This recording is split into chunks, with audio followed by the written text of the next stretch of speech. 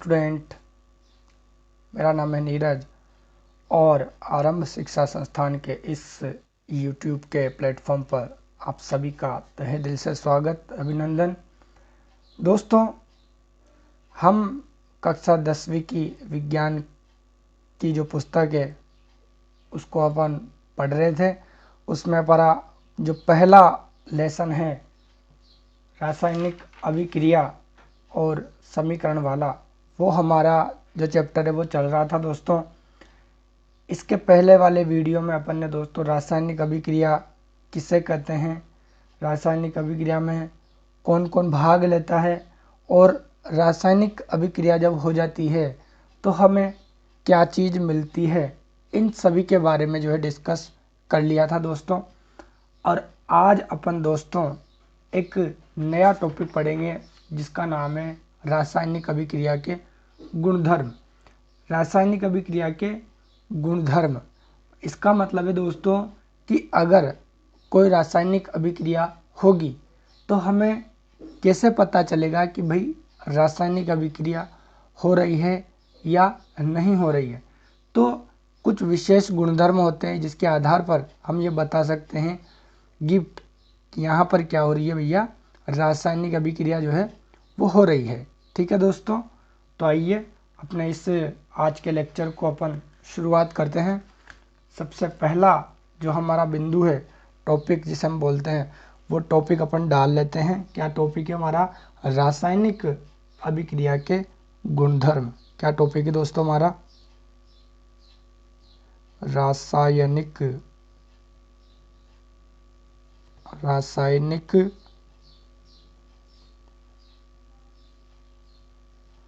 अभिक्रिया के गुणधर्म। रासायनिक अभिक्रिया के गुणधर्म दोस्तों, आपकी कक्षा 10वीं की जो बुक है उसमें सेकंड नंबर का जो एक्सपेरिमेंट दिया हुआ है उसी के जस्ट नीचे आपका ये मेंशन किया हुआ है कि रासायनिक अभिक्रिया के कौन कौन से गुणधर्म जो है वो होते हैं। यानी कि जब कोई एक रासायनिक अभिक्रिया होती है तो क्या कुछ हमें पता चलता है जिस आधार पर अपन पहचान सके कि यहाँ पर रासायनिक अभिक्रिया हुई है या नहीं हुई है। ऐसा जरूरी थोड़ी है कि भाई वहाँ पर रासायनिक अभिक्रिया ही हो, वहाँ पर भौतिक अभिक्रिया भी हो सकती है या वहाँ पर केवल और केवल परिवर्तन भी हो सकता है। तो हमें तो रासायनिक अभिक्रिया पढ़नी है, तो अब रासायनिक अभिक्रिया के कुछ गुणधर्म होंगे, उन गुणधर्मों को अपन देखते हैं क्या होता है। तो भैया यहाँ पर अपन थोड़ा सा और, अगर आप व्यवस्थित ही नोट्स बना रहे हो तो मेरे साथ में आप लिखते जाइए कि रासायनिक अभिक्रियाओं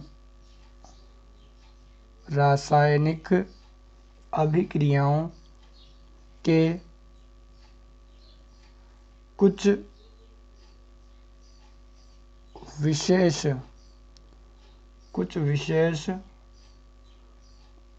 गुणधर्म होते हैं। रासायनिक अभिक्रियाओं के कुछ विशेष गुणधर्म होते हैं जिनके आधार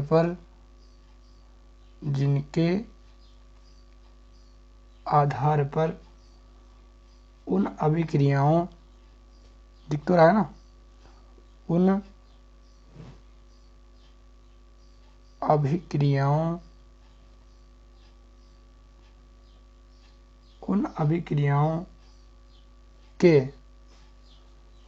अभिक्रियाओं के होने की जानकारी मिलती है। यह विशेष गुणधर्म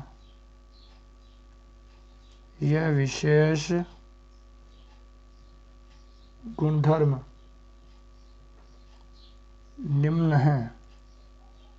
अब वो क्या क्या गुणधर्म हैं, उन गुणधर्मों को अपन को जानना है।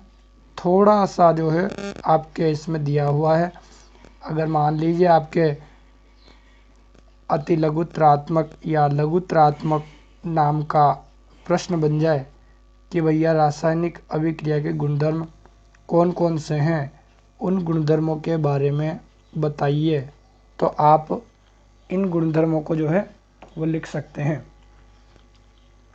ठीक है दोस्तों, तो सबसे पहला अपन गुणधर्म जो देखेंगे यहाँ पर, सबसे पहला जो गुणधर्म है आपके पास में वो है दोस्तों गैस का निकलना, गैस का निकास। ऐसा दिया हुआ है आपके, तो वहाँ पर गैस का निकास, गैस का निकास या इसी को अपन बोलते हैं गैस का उत्सर्जन।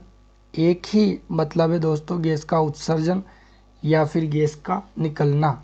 ठीक है, गैस का निकलना एक ही बात है दोस्तों, तीनों का ही, गैस का उत्सर्जन या गैस का निकास या गैस का निकलना। ठीक है, इन तीनों का एक ही मतलब है। अब सर हमें कैसे पता चलेगा कि भाई ये क्या चीज़ होती है, गैस का निकलना या गैस का निकास? तो देखिए दोस्तों, जब मैंने आपको शुरू में पढ़ा था, शुरू में जब अपन रासायनिक अभिक्रिया पढ़ रहे थे, तब मैंने बताया था कि मान लीजिए आप, यह है कोयला, सी कार्बन, कार्बन को ही अपन कोयला कहते हैं। जब कार्बन को अपन वायु की उपस्थिति में क्या करते हैं, जलाते हैं। आप सभी ने पुराने ज़माने में देखा होगा दोस्तों, पुराने ज़माने में जब अपन रोटी बनाते थे, लकड़ी जला करके रोटी बनाते थे, तो जो कोयला बचता था ना, उस कोयले को भी निकाल लिया जाता था वापस से, उसको उस मतलब उस लकड़ी के अंगीरों को बुझा करके उस कोयले को वापस से ठंडा कर लिया जाता था, और वही कोयला वापस से हमारे जो है किसी काम में आ जाता था। अंगीठी में उसको जलाया जाता था फिर, और उससे अपन सब्जी या जो भी रोटी बनानी होती है वो बना सकते थे। पहले हमारे, जब मैं नाना जी के पास में पढ़ता था, तो वहाँ पर भी जो है अंगीठी थी, तो मेरी नानी जो रहती थी वो कोयलों को इकट्ठा कर लेती थी, बहुत सारे कोयले हो जाते थे, तो उन कोयलों को जो है जला करके फिर अंगीठी में रखा जाता था। इससे क्या होता है दोस्तों कि जो हमारा बर्तन है वो भी ज़्यादा काला नहीं पड़ता है। ठीक है, तो क्या बात चल रही थी हमारे कि कार्बन को जब अपन वायु की उपस्थिति में जलाते हैं या कोयले को वायु की उपस्थिति में जलाते हैं, तो कौन सी गैस बनती है, कार्बन डाइऑक्साइड गैस। ठीक है, यही बात की थी अपन ने, कौन सी गैस बनती है, कार्बन डाइऑक्साइड गैस बनती है। इसी के अलावा आपके जो फर्स्ट नंबर का जो एक्सपेरिमेंट दिया गया है इस आपकी बुक में, वो भी है कि दानेदार जो जिंक है, जब दानेदार जिंक में आप क्या डालते हो, तनु H2SO4 डालते हो। क्या डालते हो, तनु H2SO4।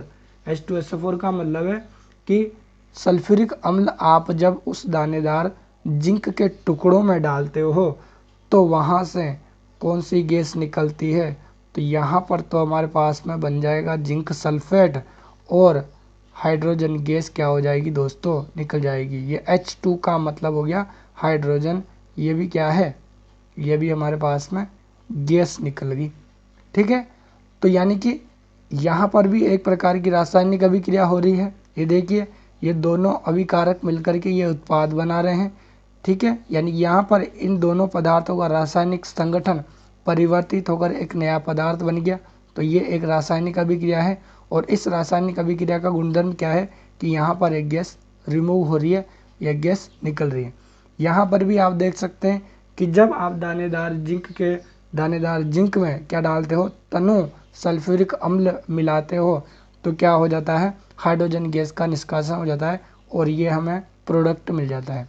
ठीक है, तो अब यहाँ पर अपन लिख लेते हैं, जैसे वही नंबर 1 क्या लिखेंगे अपन, जैसे कि कोयले को जलाने पर, कोयले को जलाने पर, कोयले को जलाने पर carbon dioxide, carbon dioxide oxide gas का बनना या निकलना, कार्बन डाइऑक्साइड गैस का बनना या निकलना, ऐसा भी आप निकलना, ये भी आप लिख सकते हो। ठीक है, कोयले को जलाने पर कार्बन डाइऑक्साइड गैस का बनना या निकलना। ठीक है, जैसे ये है कोयला, ये है वायु, और क्या बन गया CO2 गैस। ठीक है, यहाँ पर आप लिख सकते हो कि भाई ये क्या है, कोयला है, ये है हमारे पास में वायु, और ये गैस। जब भी दोस्तों गैस निकलती है तो ये वाला जो निशान है, ये वाला निशान, ये वाला निशान बताता है कि भाई यहाँ से गैस निकल रही है, गैस जो है वातावरण में जा कर के मिल जाती है। ठीक है, तो ये हो गया इसका पहला उदाहरण। और दूसरा उदाहरण जो कि आपकी पुस्तक में दिया हुआ, उसको भी अपन लिख लेते हैं। दूसरा उदाहरण क्या है, दूसरा उदाहरण है कि दानेदार जिंक में, दानेदार जिंक में तनु सल्फ्यूरिक अम्ल मिलाने पर कौन सी गैस का निकलना, हाइड्रोजन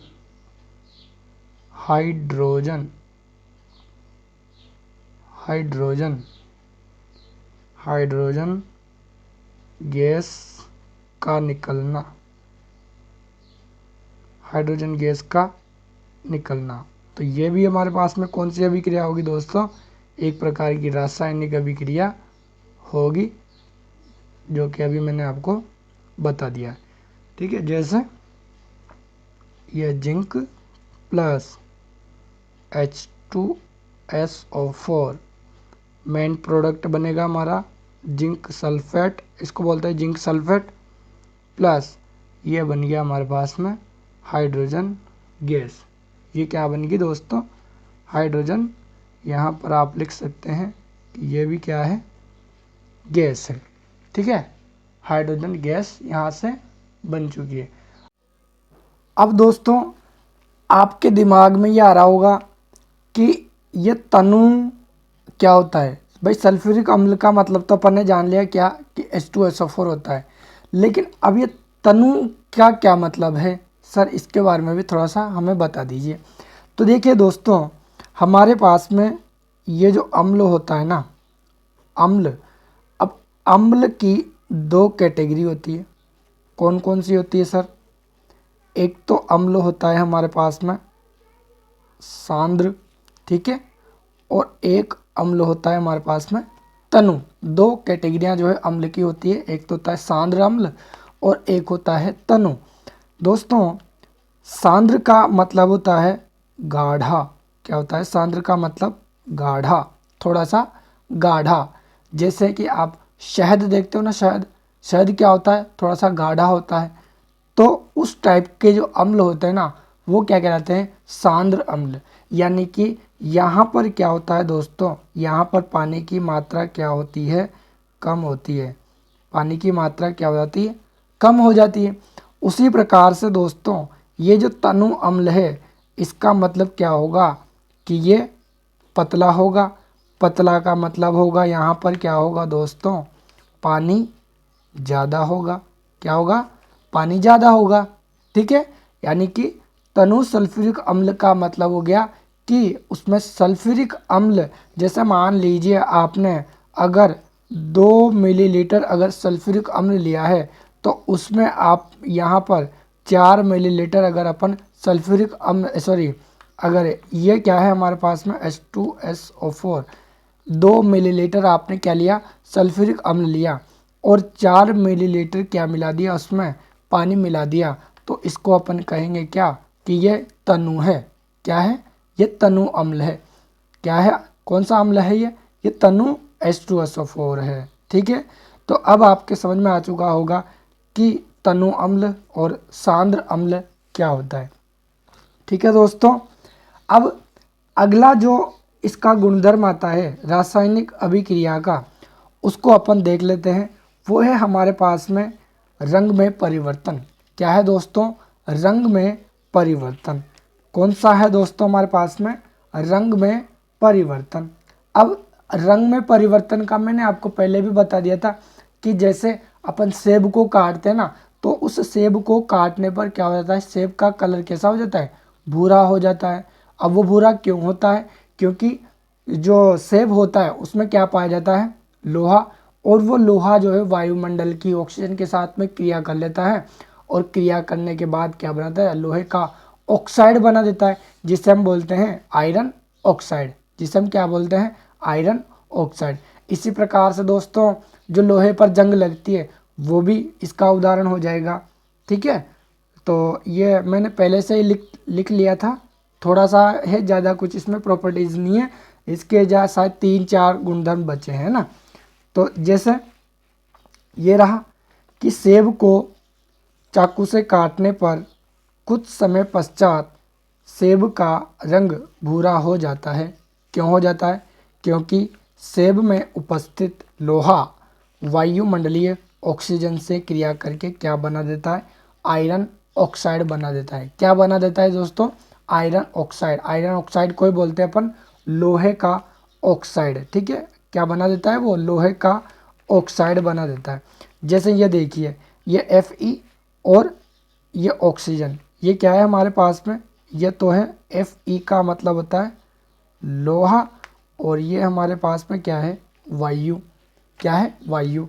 तो जब लोहा वायु और नमी के साथ में अभिक्रिया कर लेता है तो क्या बना देता है, Fe2O3 बना देता है। क्या बना देता है दोस्तों, Fe2O3, यानी कि लोहे का ऑक्साइड बना देता है। ऑक्साइड का मतलब है कि उसमें ऑक्सीजन भी मिल चुकी है। ठीक है दोस्तों, तो ये हमारे पास में क्या हो गया, रंग में परिवर्तन।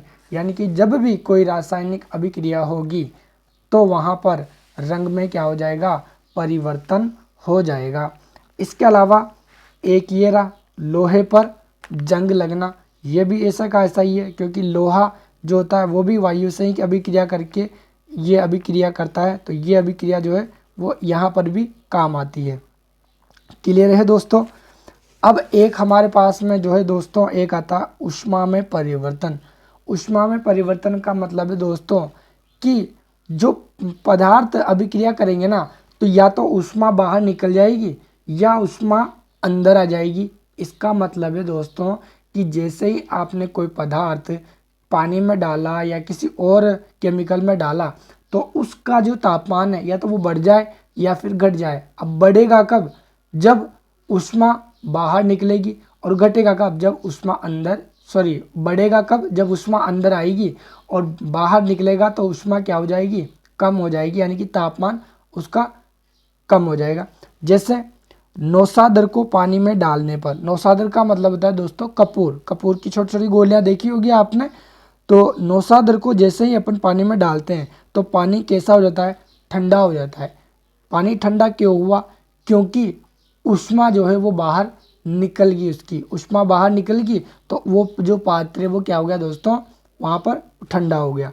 ठीक है, तो ऊष्मा परिवर्तन में क्या हो जाएगा कि नौसादर को पानी में डालने पर पानी का ठंडा हो जाना। ठीक है, अब इसके जो अगले उदाहरण है, सॉरी अगले उदाहरण क्या, अगले गुणधर्म है, उसके बारे में डिस्कस करते हैं अपन।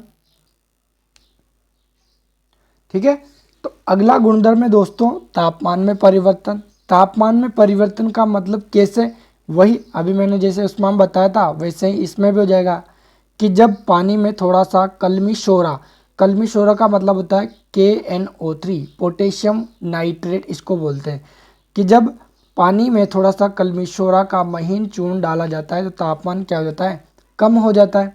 इसी प्रकार से क्या होता है कि जब पानी में सोडियम हाइड्रोक्साइड को डाला जाता है, NaOH, सोडियम हाइड्रोक्साइड को डाला जाता है तो तापमान क्या हो जाता है, बढ़ जाता है।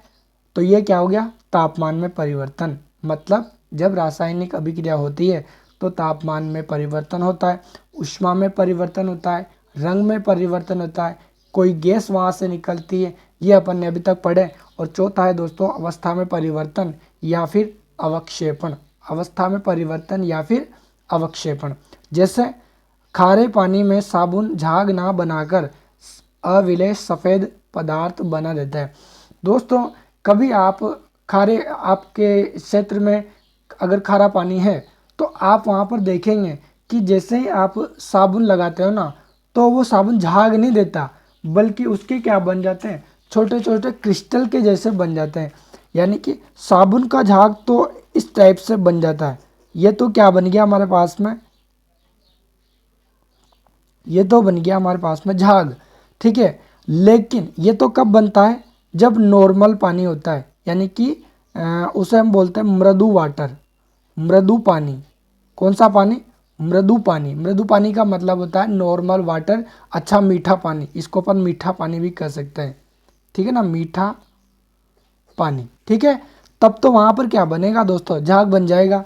लेकिन जैसे ही अपन खारे पानी में जाएंगे, कौन से पानी में, खारे पानी में, जैसे हमारे पास में इधर इधर आप चल जाओ बाड़मेर साइड में या जैसलमेर साइड में, तो यहाँ पर क्या होता है दोस्तों, नमक की मात्रा क्या होती है, थोड़ी सी वहाँ पर उस पानी में ज़्यादा होती है। तो वहाँ पर क्या होता है, जो साबुन जो होता है, साबुन जैसे ही आप नहाने बैठोगे ना, तो साबुन अपने शरीर पर लगाओगे ना, तो क्या हो जाएगा, वहाँ पर ये झाग नहीं बनेंगे, ये झाग नहीं बनेंगे, बल्कि आप देखोगे कि ऐसे छोटे छोटे क्या बन जाएंगे, उसके क्रिस्टल बन जाएंगे, अवक्षेप बन जाएंगे। क्या बन जाएंगे दोस्तों, अवक्षेप बन जाएंगे, जो घुलेंगे भी नहीं, पानी में भी नहीं घुलेंगे। तो इसी को क्या बोलते हैं अपन, अवक्षेपण। क्या बोलते हैं दोस्तों, अवक्षेपण इसको कहते हैं, ठीक है। और अवस्था परिवर्तन का मतलब अवस्था तो उसकी बदलेगी। जैसे मान लीजिए आप, ये हमारे पास में क्या है, बर्फ़ है, और इस बर्फ़ को जब आप क्या करते हो, थोड़ा सा गर्म करते हो, तो ये किस में बदल जाती है, पानी में। तो ये देख लो, ये तो कौन सी अवस्था है इसकी, ठोस, और ये इसकी कौन सी अवस्था होगी, द्रव अवस्था। तो देखिए अवस्था यहाँ पर परिवर्तित हो जाती है, ठीक है दोस्तों। तो ये थे हमारे पास में रासायनिक, सॉरी हाँ, रासायनिक अभिक्रिया या अभिक्रिया के जो गुणधर्म होते हैं वो अपन ने पढ़े, रासायनिक अभिक्रिया के गुणधर्म। और अगला जो वीडियो आएगा उसमें हम दोस्तों रासायनिक समीकरण के बारे में डिस्कस करेंगे, ठीक है दोस्तों। और अपना फीडबैक देना ना भूलें कि ये क्लास आपको कैसी लगी, अच्छी लगी, बुरी लगी, जैसी भी है वो कमेंट करके आप पूछ सकते हैं। कोई भी आपकी समस्या हो तो वो भी आप यहाँ पर पूछ सकते हैं, और इसके बारे में आप फीडबैक ज़रूर दें, और अपने दोस्तों को ये सामग्री जो है वो साझा करें, ठीक है दोस्तों। क्योंकि 10वीं क्लास की जब अपन कोचिंग करने जाते हैं ना, तो 10 से 12 हज़ार रुपये खर्च हो जाते हैं, और यही चीज़ अगर आपको फ्री ऑफ कॉस्ट मिल रही है ना दोस्तों, तो उसे आपको शेयर करना पड़ता मांगता है, ठीक है। तो आप इसको शेयर करें, और अभी तक आपने हमारा चैनल अगर सब्सक्राइब नहीं किया है तो इसको सब्सक्राइब भी ज़रूर कर लें, और बेल आइकन के बटन को दबा दें, ताकि जब भी हम कोई वीडियो डालेंगे तो उसका नोटिफिकेशन आपको तुरंत मिल जाएगा, ठीक है दोस्तों। तो मिलते हैं फिर अगली क्लास में, तब तक के लिए जय श्री राम, गुड बाय।